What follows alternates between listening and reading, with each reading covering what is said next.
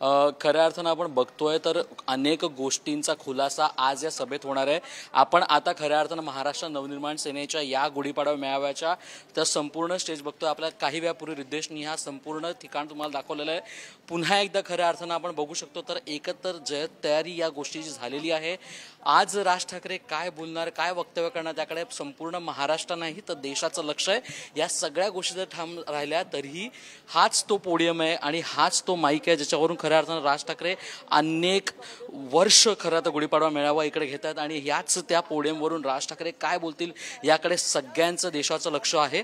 या सगळ्या गोष्टी जरी राहिल्या तरीही गुढीपाडवा मेळावा यासाठी खूप वेगळा आहे, कारण आज खरं तर ठरणार आहे की राज ठाकरे किंवा मनसे महाराष्ट्र नवनिर्माण सेना ही महायुतीत सामील होईल का।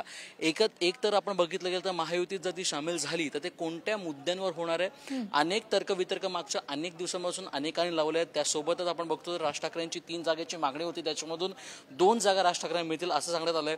काही दिवसांपूर्वी असेही सांगण्यात आलं की चिन्हाचा वाद आहे की चिन्हावर खऱ्या अर्थानं महाराष्ट्र नवनिर्माण सेनेच्या इंजिन या चिन्हावर लढण्यावर खऱ्या अर्थानं प्रश्नचिन्ह भारतीय जनता पार्टी आणि शिंदे गटांनी उपस्थित केलाय।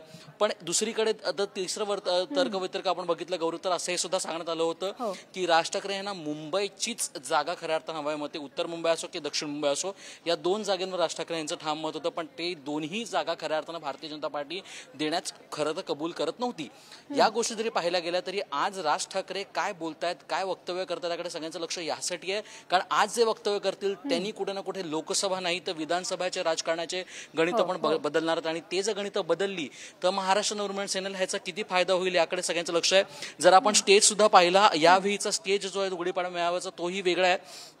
नेते मंडळी, सरचिटणीस आणि उपाध्यक्ष असे 3 लेयर्समध्ये खऱ्या अर्थानं स्टेज हा डिवाइड करण्यात आला आहे आणि तरीही राज ठाकरे यांची जी खऱ्या अर्थानं पोडियमची जागा आहे ती राज ठाकरे यांची पोडियमची जागा थोडीशी फॉरवर्ड केली गेली आहे, जे दरवर्षीप्रमाणेच आहे। विशेषतः म्हणजे गुढी जिकडे उभारली आहे त्या गुढी उभारण्याच्या बाजूला एक मोठी स्क्रीन लावण्यात आली आहे। या स्क्रीनवर आपण बघितलं तर मागच्या गुढीपाडवा मेळावा तर त्याच स्क्रीनवर गौरी त्यांनी माहीमचा जो दर्ग्याचा जो व्हिडिओ होता तो दाखवलेला, अनेक लावरे तो व्हिडिओ या स्क्रीनवर दाखवले। महाराष्ट्रात काय चुकीचं घडतंय, मुंबईत काय चुकीचं घडतंय या स्क्रीनवर दाखवण्यात आलं।